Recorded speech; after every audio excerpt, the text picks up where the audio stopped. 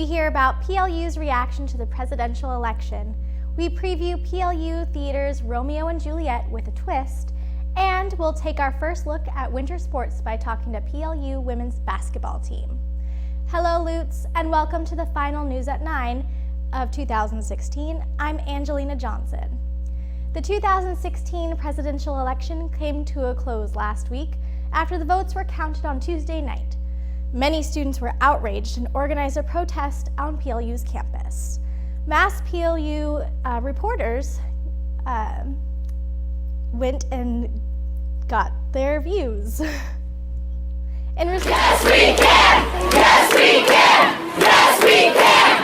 Yes, we can! Yes, we can! Yes, we can! Yes, we can! Cross the border! The border crossed us! We didn't cross the border! The border crossed us! We didn't cross the border! The border crossed us! No justice, no peace! No justice, no peace! No justice, no peace! No justice, no peace! No justice, no peace! No justice, no peace! No justice, no peace! No justice, no peace! No justice, no peace! Black lives matter! Black lives matter! Black lives matter! Black lives matter! Love Trump's hate! Love Trump's hate! Love Trump's hate! Love Trump's hate! Love Trump's hate! Love Trump's hate! She said puede, she said puede, she said puede, she said puede, she said puede, she said puede, she said puede. Yes we can! Yes we can! Yes we can! Yes we can! Yes we can! Yes we can! Yes we can! Yes we can!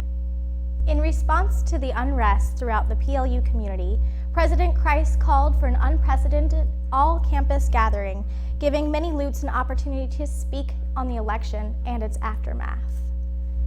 PLU has reserved rooms to... PLU President Thomas Christ called for an all-campus meeting last Wednesday. After arguably the most divisive presidential election in American history, Christ called for unity among all students regardless of affiliation. So we have a large community of students and others who are faculty and staff and others who are very engaged in the issues that have been raised during this election process. And so I think that everyone was surprised by the outcome yesterday based on all of the polling and media reporting and so on. And so I think the shock of the surprise of the result led to a lot of anxiety and worry and concern and so on. And so this meeting is an effort to just give people a chance to be together and try to work through the emotions that have been aroused. Many PLU students became fearful for their safety after the election, and the PLU community as a whole came together to discuss those fears. Well, I think there's a lot of language out floating around about actions against people who may be marginalized within our community, and I can imagine that they're terribly fearful for what's going to happen in the future. So I am really appreciative about the PLU community and culture coming together and asking those questions. Say, what is it that you're afraid of? You know, how do you feel? And what are your fears? And how can we connect with them to make sure that that they're being taken care of and that we're assuaging their fears and making sure that they're protected. Students have welcomed those attempts at protection, and they hope to see more in the future as PLU works toward a harmonious future for all Lutes. I think it's what everyone's already been doing. I mean, I personally, as someone who identifies from the minority end of things, I have already felt a lot of love and support, and it's just like, even if you do not understand the situation, you are willing to learn and educate yourself towards the situation, because you know that's just what's more beneficial. So it's just like, even if it's just the first steps of, I would like to know more, please tell me more, because I'm also an ally in certain aspects as well, and it's just kind of the willingness to learn more and grow towards that. Yeah. This is Jake Billieu reporting for Mast TV. PLU PLU has reserved rooms 206 and 212 in the University Center so that students may engage in dialogue to help PLU's community come together in what threatens to be a time of division. Additionally, the Diversity Center, Campus Ministry, and the Center for Gender Equity will be hosting community gatherings in the near future. Discussions of race have emerged in a fever in this political season. These talks won't stall now that the election has come and gone. PLU sociology professor Teresa Ciabartari is hosting a Think and Drink talk entitled "We Gonna Be All Right? The State of Race in America" will be hosted this Thursday at 7:30 p.m. at Narrow Brewing's Company in Tacoma. Swing by for a conversation that will promote empathy and respect in our community. PLU's Art and Design Department hosted its annual Empty Bowls event on Tuesday night. The event helped raise money for the Trinity Lutheran Church food banks in an effort to fight hunger. Mast TV was on the scene.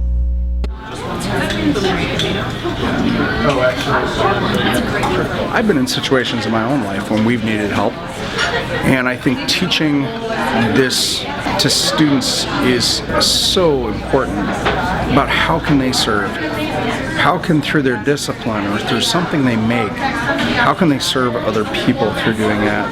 That's a really key component to any kind of a service project. And as you can see, you know, it's been a hit. People love it. Does great. The students like participating. They love it. They get the idea.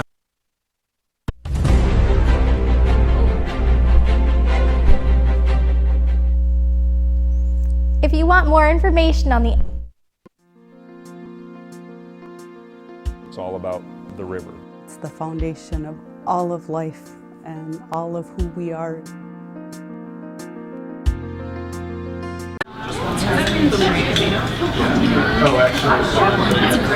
I've been in situations in my own life when we've needed help, and I think teaching this to students is so important about how can they serve, how can through their discipline or through something they make, how can they serve other people through doing that. That's a really key component to any kind of a service project. And as you can see, you know, it's been a hit. People love it. Does great. The students like participating. They love it. They get the idea about serving other people. Not so much about getting an A on a project or whether or not. They're not so worried about the educational aspect as they are about the community service aspect. I'm stoked, right? I mean, bringing people in. There's people up here from, I know there's a group that comes up from Olympia every year. I think there's a few people that come down from north for this event every year. So yeah, and it's just happy as all get out that this thing keeps growing a little bit each year too. We don't have the ability at PLU to become a bowl factory per se, right? And keep trying to make 100 more bowls each year. But keeping it small like this, there's something nice about that. There's something that sort of really brings this community together.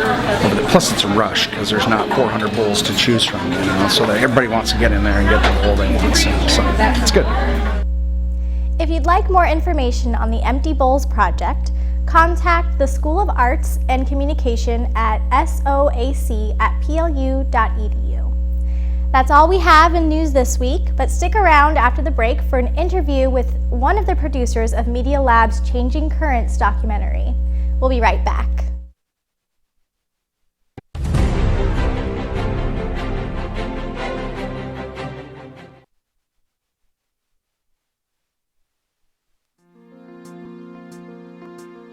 It's all about the river. It's the foundation of all of life and all of who we are.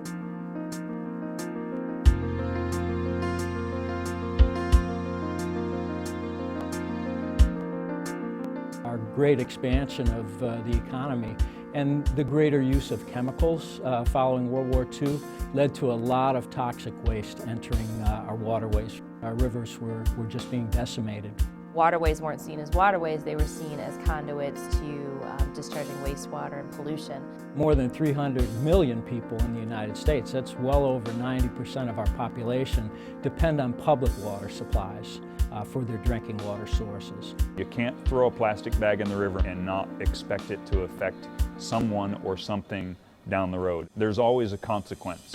If people only knew what these pollutants do, then they would make the changes necessary. No plan is perfect, but you have to actually have a plan to be able to modify it. Unless we create a culture or shift the paradigm in our community that everybody's an advocate, then we're not going to make much progress. And I think that the river will fix itself if we give it the opportunity. So, but it has to have a chance in order to do that.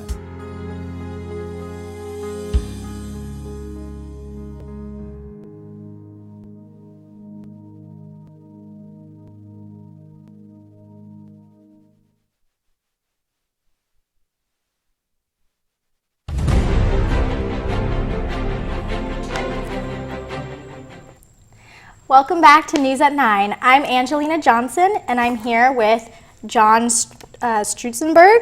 Awesome. Who recently produced Media Lab's new documentary, Changing Currents. Hi, John. Nice to have you here. Thank you for having me. Yeah, so for those who haven't quite heard of your film yet, could you give us a little overview or summary? Well, so Changing Currents, Protecting North America's Rivers is about river restoration. It's we went all over the country with 5 of us Media Lab students, went all over the country, and we're getting stories from people. We were talking to experts in the field about rivers and restoration and how people can actually get involved with rivers and what they can do in their everyday lives so they can protect and increase or better the quality of rivers throughout all of North America. Awesome. Wow, that sounds really awesome. Yeah. And we will be showing that after News at 9 tonight. Yes. That's very exciting. Awesome. Okay. Well, so what was the process of making the film? Well, starting I graduated in last spring, and so we actually left the couple days after I graduated for the East Coast, and we spent a couple weeks over there, and we were traveling all around, talking to people. So that was the whole shooting portion, and then we got back from the East Coast and we started editing and trying to figure out the story, figuring all that, and then we moved into the tweaking phase. That was September, October, and all that stuff.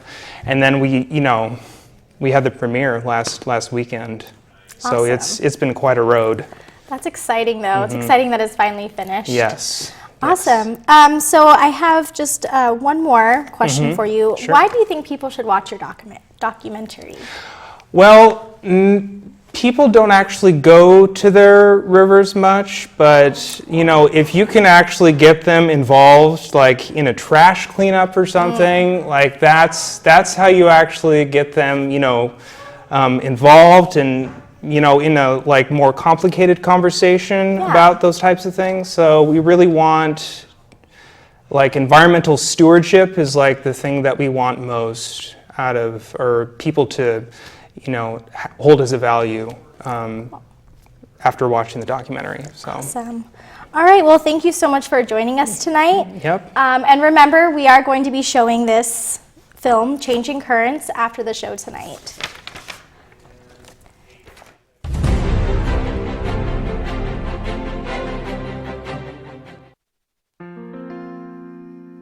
The river is so much greater than us. This is something we have to protect.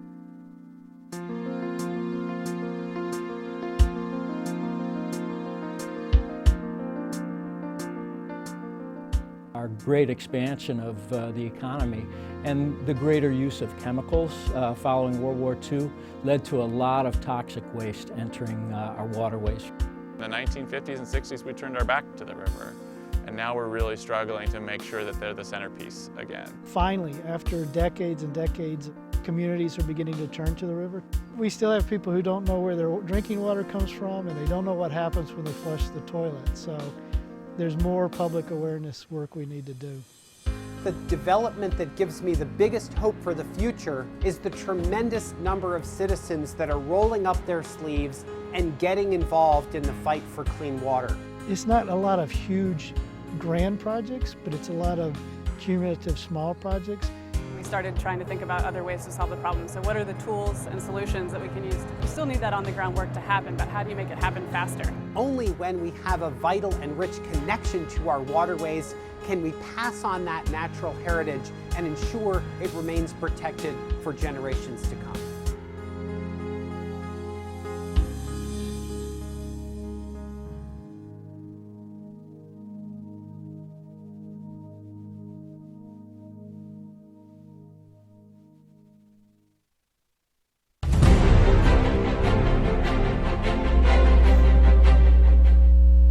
Welcome back to News at 9. I'm Angelina Johnson, and this is Everything in PLU Culture.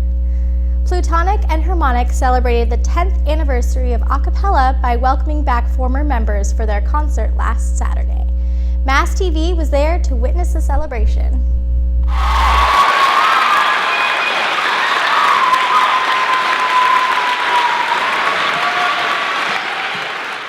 It was so fun. I graduated last year, so it hasn't been like a super long time, but it was definitely like a void that I've been feeling, especially since I graduated, because Harmonic is such a family to me and it means a lot to me. So it was very fulfilling to go up there, and I just feel so much love for that group and everybody on that stage, and yeah, it was just very fulfilling. Coming back to Plutonic was amazing. You know, it was just an immense part of my experience here at PLU. Got to do some incredible things with the group. And so coming back and kind of you get to relive those experiences. But in addition, it's awesome to see that, you know, the group is in very capable hands. I mean, the new group is amazing. There's a lot of talent. It's really young, and that's really exciting for, you know, they have a lot of goals. They want to go to ICCA and win. They want to, you know, do music videos, record things, and I mean, I couldn't be prouder, truly, couldn't. It's awesome. So Harmonic and Plutonic will be at ICCA's, the a cappella competition at Western Washington University sometime in February. So we'll be spending a lot of time in January working on that, and then lots of events around campus. We're looking into collaborating with Step Team and the Clay Crows for different events, and maybe some Christmas caroling in the Christmas time. We're trying to boost our media presence, so make a lot more music videos, maybe come out with a couple songs or an EP. We're trying to really build more of an online presence so that future groups can really benefit from that and really build on top of that. So I'm so excited for what's in store. If you live at PLU, watch out, because we're going to be caroling in the res halls over Christmas, which is one of my favorite things. So check us out on that. Going to be competing in ICCA. The competition from Pitch Perfect, so stay tuned. Hopefully we make it to semifinals this year. That'd be a real treat. So yeah, it's going to be a blast.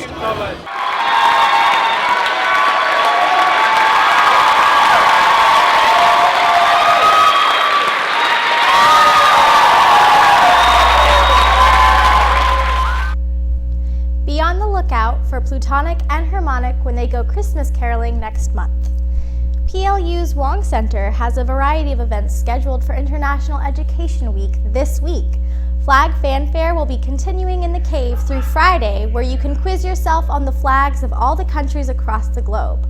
Students with the most correct answers will be entered into a drawing to win a prize at Global Get Down, an annual celebration of cultural diversity, which returns this Friday at 6:30 p.m. in the cave.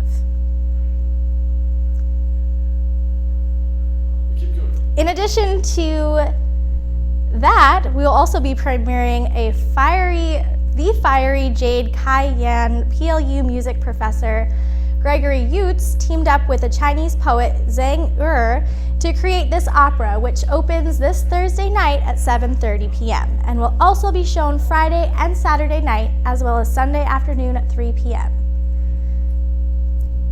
PLU Christmas Concert will also be coming soon. Students can see this year's performance entitled In Sweet Rejoicing at Lagerquist Concert Hall on December 3rd, 4th, 9th, and 10th. And you can also head downtown to see them perform at Benaroya Concert Hall on December 5th. The music department will also be showcasing the Wind Ensemble and Concert Band November 30th. Among the performances include the premiere of El Chupacabra, composed by PLU student Emilio Gonzalez.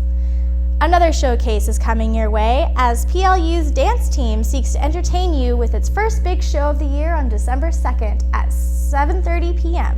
The show will feature special performances from Loot Nation and PLU's Swing Club, so it's sure to be an entertaining night. And in the more immediate future, PLU's Center of Gender Equity is hosting a Transgender Day of Remembrance this Friday. The program begins at 6:30 p.m., but be sure not to miss the coffee reception that begins at 6. Finally, PLU Theater has one more show in the works for 2016. Senior Jacob McAllister is directing a fresh new take on the classic Shakespeare play, Romeo and Juliet. Mast TV spoke with McAllister and his cast to learn more. People like to tease me because I say that Romeo and Juliet is my favorite Shakespeare show, when there's like obviously a vast anthology of plays that are way less cliche than Romeo and Juliet. But I chose to do Romeo and Juliet because it is a story that we've heard over and over and over and over again, but I had kind of a vision for a new way to tell it that I thought was very powerful. We're changing some of the sequence of the show. In particular, a scene that shows up very early in the original text is actually one of the last scenes we see in the show. And we've definitely messed with the concept of time. In here, you'll see things that happen next to each other, like two separate scenes in the actual original text that are happening simultaneously on stage. And we also have the world around Romeo and Juliet being affected by outside forces that are not traditionally part of the original text. I think the best part for me is getting back into a community of people who are dedicated to doing theater and enjoying it, because I didn't do it for a while after leaving high school, so it was really fun to sort of just get back into that groove and be in a community again where people just have no real boundaries. They just say, oh, hey, I haven't known you for more than 5 minutes, but let's hug and be friends. So I think it's a really interesting take on a timeless story, a story of love. It's an iconic story, so it's like really, if you want to see like a fresh view of something most of us have read or seen before, then it's a good show to see. Romeo and Juliet opens with a free student preview on December 7th at 7:30 p.m. and it will continue on each night of that weekend, culminating with a 2 p.m. matinee performance on Sunday, December 11th. Well, that's all we have in PLU culture. Stick around after this break for Sarah Burns with sports.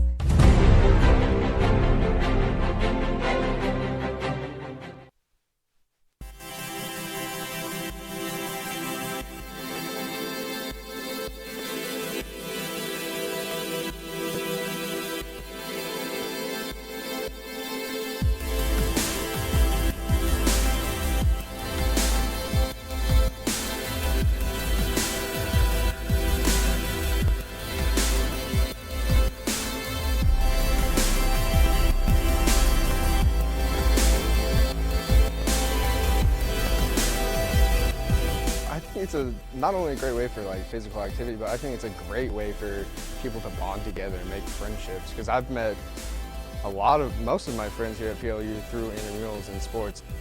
It brings a fun competitive atmosphere as far as just like getting out there, getting some exercise, playing the sport you like playing. There's t-shirts at the end. If you're the champions, you get some t-shirts and all that kind of stuff, so there's prizes you can win. It's just a really fun way to go out and compete. Even if you're not playing at a college level in the sport, you can go out and have fun with some friends and all that. It's a stress reliever for many students. So it's just a great way to connect with friends and enjoy and have fun. I think it gives a chance for students to work out and have fun competitively, but not too competitively. So not at the varsity level, but just for fun. I think it brings an opportunity to expand your horizon of friendships, but also to be more active, because in college we just sit a lot and read a lot of textbooks, and that's kind of torture.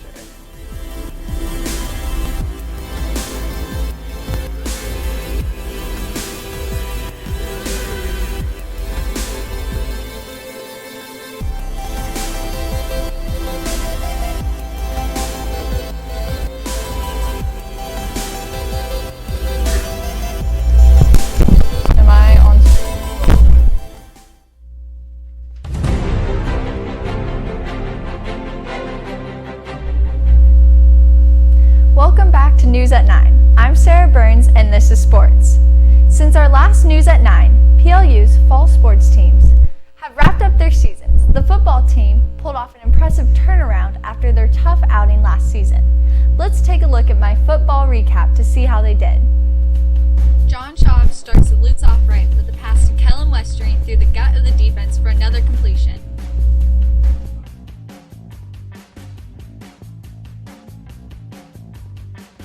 Schaub fakes the pass and hands it off to McElderry as he makes a run for another touchdown for PLU, putting them up 14-0 against George Fox. The Lutes defense smothers the George Fox quarterback as number 13 Tanner Perry sticks with the play and is able to come up with the tackle. John Schaub passes it off to Ben Welch as Welch cuts in for the touchdown, breaking ankles of the George Fox defenders along the way. Defensive back Travis McMillian reads George Fox's Wildcat formation the whole way and surrenders no yards on the play. The Linfield game started out strong for the Lutes as Ben Welch shifted the defense only to cut back into the gap and dive for the end zone, scoring PLU's first touchdown of the game. Travis McMillian sacks the Linfield quarterback on 4th and 2 to give PLU back the ball. There's a reason he averages 11 tackles per game for the Lutes. Puget Sound's plan to gain yards using a slant route were foiled once again by McMillian as he intercepted the tip pass off the receiver's hands. Puget Sound's offense was no match for the PLU defense as Casey Ruther broke up the first pass attempt, followed by the PLU defensive line smothering UPS's hopes of running the football through the team. Now we gotta give some love to the special teams as Dallin Rodriguez kicks the ball to the 1-yard line, forcing UPS to start with the ball at their own 8-yard line and giving the PLU defense a little breathing room on field position. Schaub backs out into a spread formation and decides to keep the ball as he breaks a tackle and sprints into the end zone for another PLU touchdown. Schaub catches the Whitworth defense sleeping as he throws a bullet to Westering wide open in the middle, and Westering is off. The 30, the 20, the 10, touchdown Lutes!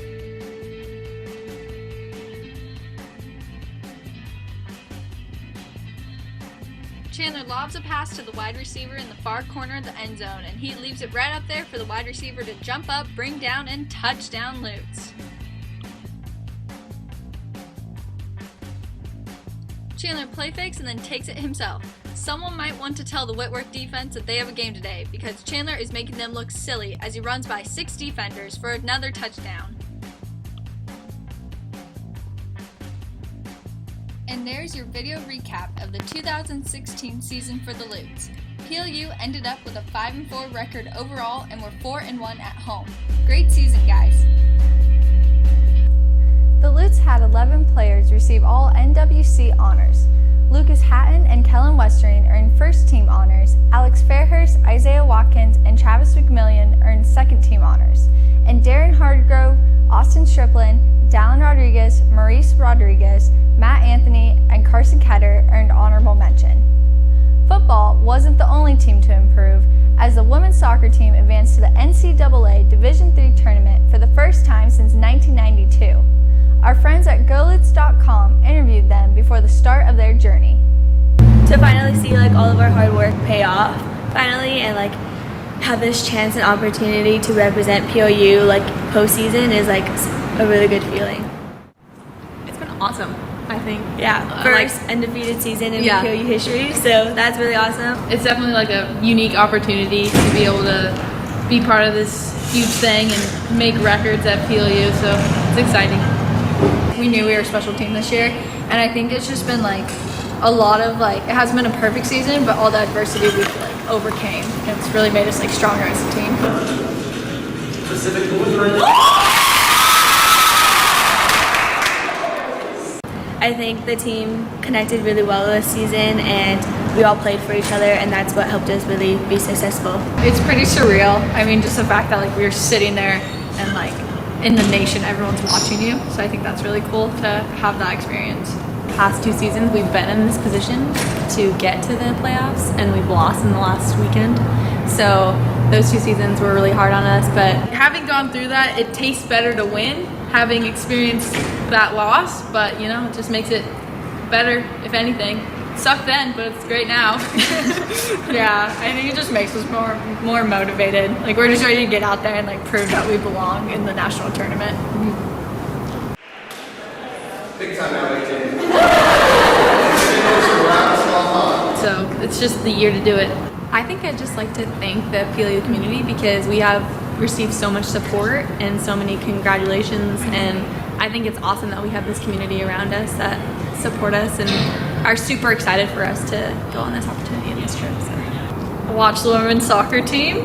Hashtag go Lutes. Hashtag go Lutes, yeah. Thanks, PLU. Thank you.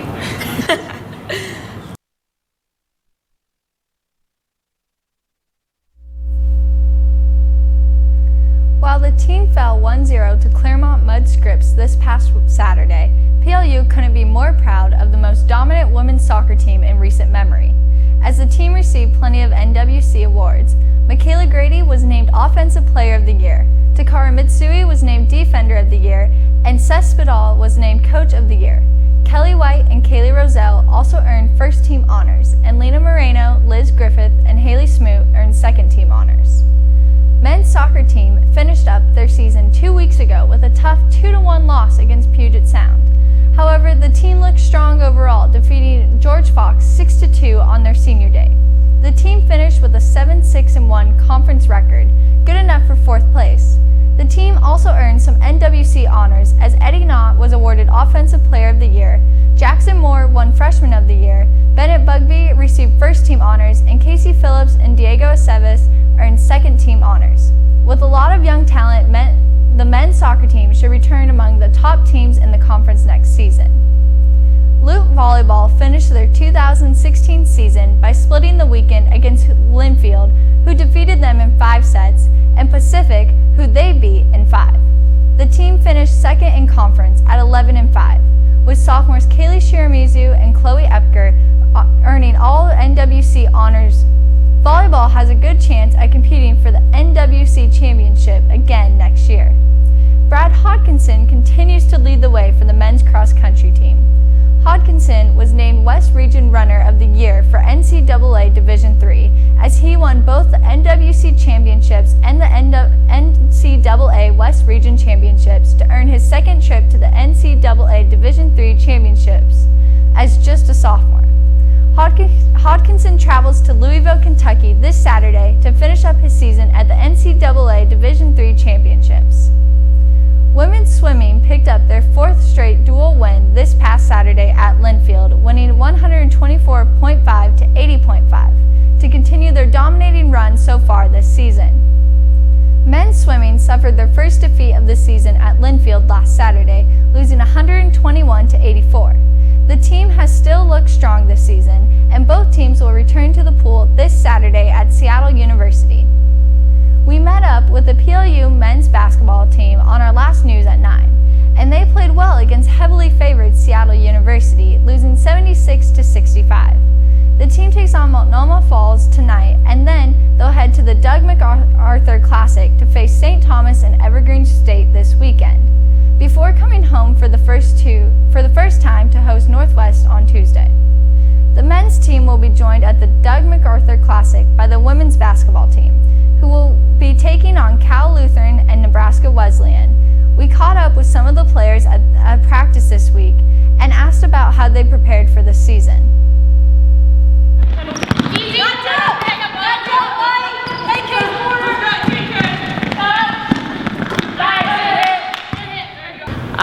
I think we're prepared for the most part. We've been practicing for well over 3 weeks now, so we've had a good chunk of time to practice and really get loot ball rolling, as our coach likes to say.